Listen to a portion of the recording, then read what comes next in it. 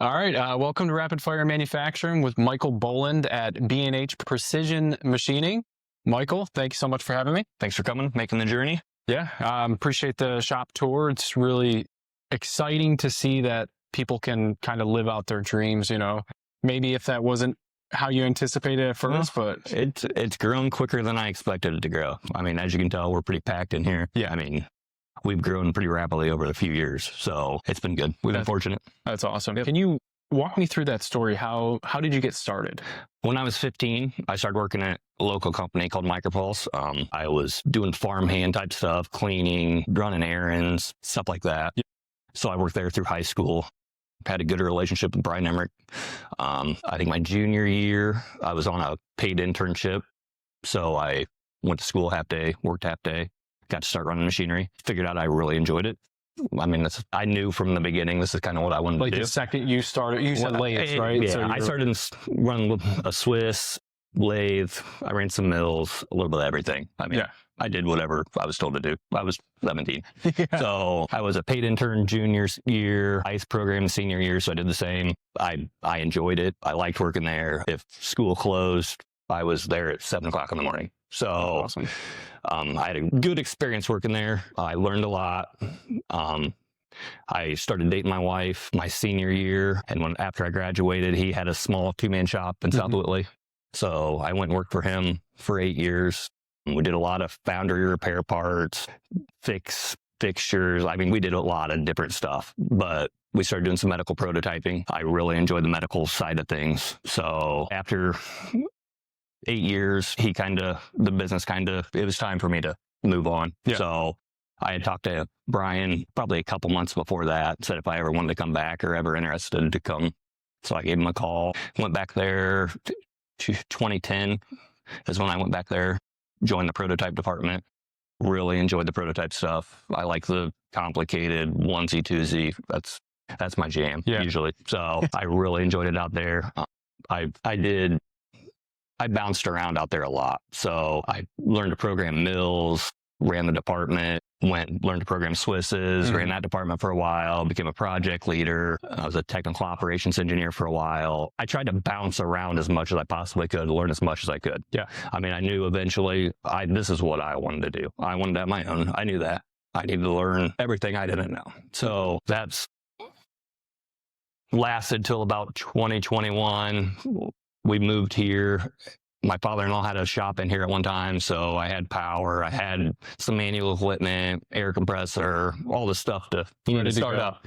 It's like it was sitting here. I'm like itching. I'm like, I want to get a couple machines and try this out. So we got this wire here, our old BF2. Started with those, making fixtures, farm parts, like anything I could find to do. That's what we were doing. Got in contact with a guy that I had done business with where I was in South Whitley and told him, hey, I started my own thing. If you know anybody needing work, let me know.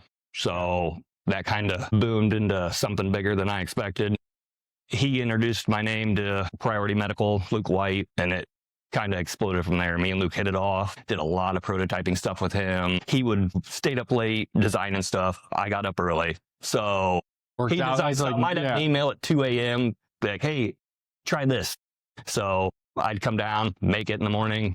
By the time he got up at 8 or 9 or whenever he got up, I'm like, come over, it's sitting here. So we played that game for a while. We have a great relationship, see things the same vision. And he introduced me to my biggest customer for the last 3 years. And that's where we're at. That's awesome. Have you noticed a change in the way that like prototyping comes in or that company's approach? No, the bigger companies, I seen a void there because to get the prototyping stuff, it's kind of secondary. It's not a big money maker for big companies. I got it. It's time consuming, got to break in the equipment. I saw a need for that. A lot of places will prototype stuff they know they're getting a production of. Yeah. Which I get. You have to. It's business. I wanted all the other stuff that it doesn't matter to me if it goes production. I just want to help you guys get it rolling. Yeah. So that's the main thing I was doing from the start. I didn't expect production from it. I wanted the work. I wanted the prototype stuff. I like the challenge. So what is it about I guess the challenge itself Is there anything else in particular that you really enjoy about the medical side of things? It's a challenge they give you this design that you're like, dude, like, what did you come up with? Yeah. Like, what are you thinking? And it's fun to me to help. A lot of places I deal with have younger engineers, the design for manufacture with them, be like, hey, is this necessary? Because you're adding a lot of money and costs when this goes to production to have this thing that's not really necessary. Okay. So to teach them, like, if you would change this or this, it would be easier to make, save you money. Like, I really enjoy working with the younger engineers. That's awesome. As far as materials go, have you seen a change in what kind of materials are coming in? Like, are you doing a lot of exotic materials? It's usually standard 17.4, 455 stainless. Every once in a while, you'll get some crazy call out, but for the most part, it's usually 17.4s. So this is for prototype, and then maybe production is going to be a different. It could. Okay. I mean, if they're just looking for functionality, it doesn't necessarily have to be cobalt chrome or something. We can make it out of stainless or whatever just to see if it functions. Got it. Okay. As far as taking that initial risk, was that scary buying your first couple machines? I was fortunate. My father and mother-in-law loaned us the money to get started for the first two.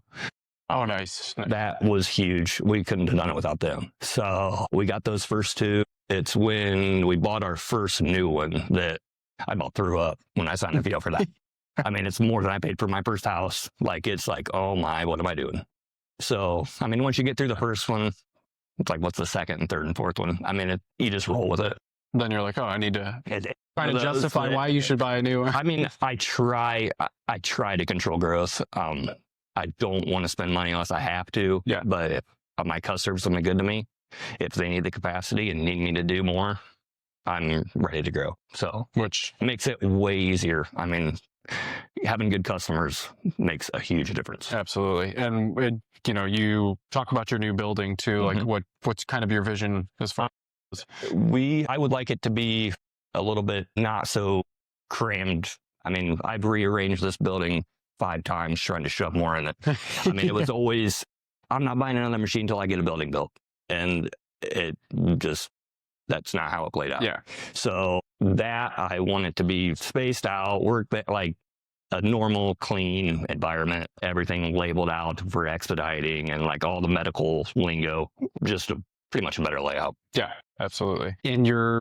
Are you going to get into other stuff like aerospace, defense, or are you going to kind of stick with medical? As for now, I'm strictly medical. Yeah. I mean, we've got our ISO 13485.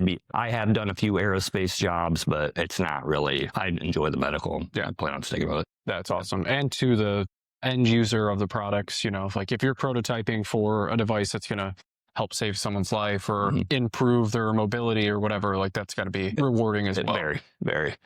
And I mean, I like the fast-paced projects on fire deal. When I get a call at Friday at 4:00 that, hey, we have a lab on Monday and we're flying out, I forgot this component or this thing isn't functioning the way it needs to function. Wow. Okay. They show up here and whatever it takes to get it done for them to fly out. That's the stuff I enjoy to do. That's cool. Yeah, that's hyper fast It is. I work better flying around here, running everything, and I don't like when it's slow. Like, I like craziness. It's where I work my best. I don't blame you. Yeah.